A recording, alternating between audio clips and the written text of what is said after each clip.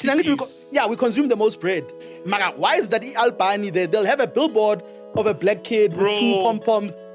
In the boardroom. Yeah, all the time. Yes, the billboard.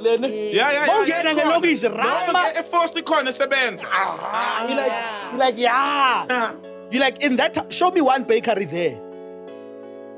Show me one from that company that has invested in the same neighborhood that has been. Yeah, EP. Where's our money going? Yeah, like this. These are things that make you think. Like, why am I not supporting the local bakery? Because he's creating employment for the people in the hood, for the people in the township. Like, why are we not supporting those guys?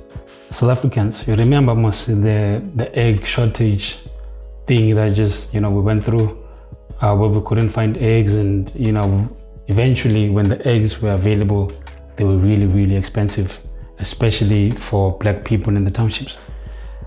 Eugene Khoza on this episode of Podcast and Chill had an interesting angle.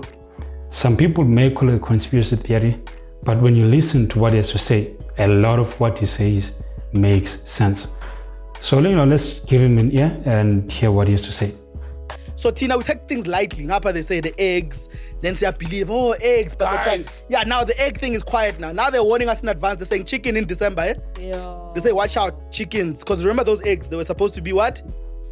They were, Yep, we had an egg shortage because of whatever chicken disease that came, apparently, allegedly. And obviously, those eggs were supposed to produce chickens.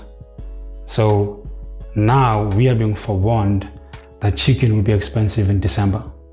It may sound conspiratorial, but when you listen to what it has to say, it actually starts to make a whole lot of sense.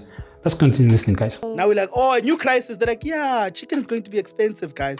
The most affordable protein next to eggs is chicken. Right. And you've just warned us in advance. We're getting fucked with, Eugene. Yeah, so I think the young black poultry farmers will not survive this next couple of months or even a year. Man, this is a valid point. Young black poultry farmers are the ones that are affected the most, or will continue to be affected the most. The young black poultry farmers will be out of business. Egg shortage, now chickens will be expensive. Obviously, there's going to be a chicken shortage. Okay, this is my personal theory. I think it was an issue of supply and demand. There were probably too many eggs in circulation, too many chickens in circulation. Therefore, the price for those things was cheaper, because there was a lot of them in the market. And so creating this shortage meant that they could up the price of eggs and that they could up the price of chickens. But Eugene's take as well, that young black poultry farmers are the ones that will be affected the most, is a solid point. Let's continue listening.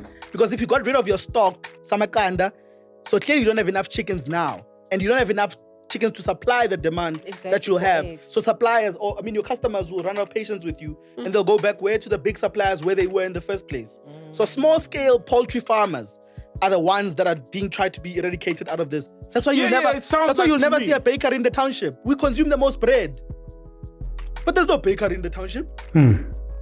Small scale poultry farmers, the majority of whom are black, by the way, so when I'm saying, black poultry farmers, I'm not discriminating against anyone. I'm just saying the majority of the small scale poultry farmers are the ones that will be affected. Now he raises, the issue of why there are no bakeries in the township, and I think he made a lot of sense. So let's continue listening to this particular clip as well. Maybe there's one every township. Yes. But we consume the most bread. Mara, why is that Albany there? They'll have a billboard of a black kid with two pom-poms. In the boardroom. Yeah, all the time. Yes, the billboard.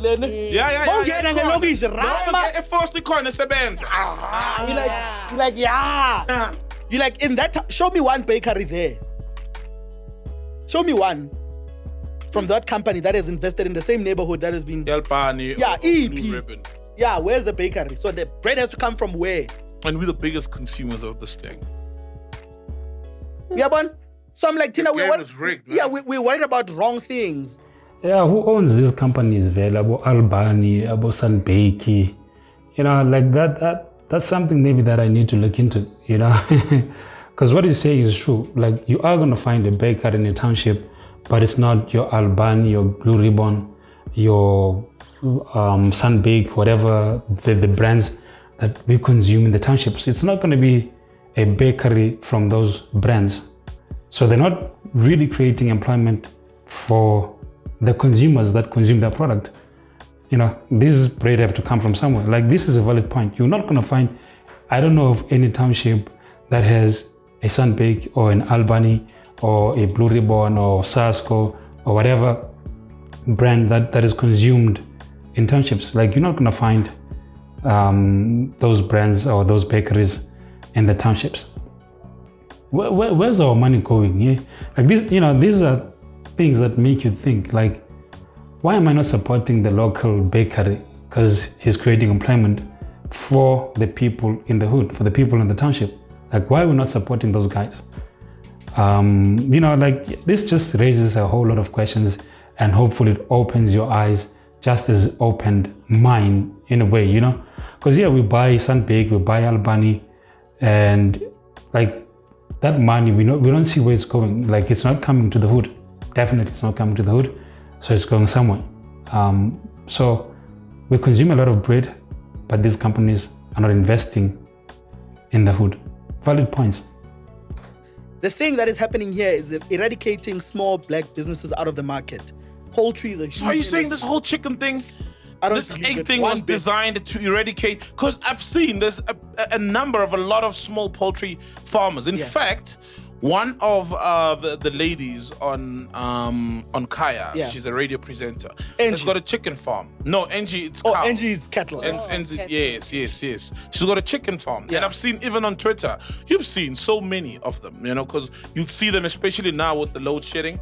They're going to go, my chickens are dying. Yeah, because now you can't hatch the eggs. Yes. You can't keep them warm. You can't grow them fast enough. Yes, I forgot because they need sunlight. Guys, I think, the point that we need to take from this clip, the one that I took from this particular clip is, number one, the importance of supporting local businesses. In your hood, there's someone who's doing something. Like, it's time we supported those people that are creating employment opportunities for others and are able to feed their families. Instead of supporting these big brands that do not invest back in the hood, we do not see the impact that they have, except money leaving our pockets and into their pockets. So this is not just about black people supporting black businesses. This for me is about supporting local businesses wherever you may be from. Right, if there's a local business in your area, bakery, go and support those guys, buy bread from them, support them in any way you can. Pride is not we want quality, we want some plastic that are packaged nicely, of which I'm guilty. Like, that is something we need to look at and perhaps change our mentality so that we can grow our own economies, so that we can support the local guy who's making a huge difference or some sort of impact in the community, instead of going all out of our way to support these businesses that invest nothing in the communities where we live. This was just an eye-opener for me in that sense. We need to support local businesses. If usekasi and intwana sekasi, that is a business, or mama wenza makeke, let's go and support those people. Because those are the people that need us the most, and those are the guys that are making a difference in our communities, and they need our support. Instead of us going and buying these fancy breads, fancy by the standard of the hood. Let's go and support these bakeries, guys. Just our support needs to be focused more on local and small businesses. That's just my 2 cents, and that's the takeaway that I got from this particular episode. In my opinion, this was the best episode that I've watched, on Podcast and Chill with McG. Right? They're an outlet, then they're not about education and, and fun. And we've come to understand the love about podcast and chill, but such conversations are really important, and I'm glad that they hosted Eugene, whom I think is really, really, really smart. Guys, this was just my 2 cents. If you got value, be sure to like the video, subscribe to the channel. I have a lot of this content coming your way. Thanks for joining me. God willing, I will see you on the next one. Cheers for now.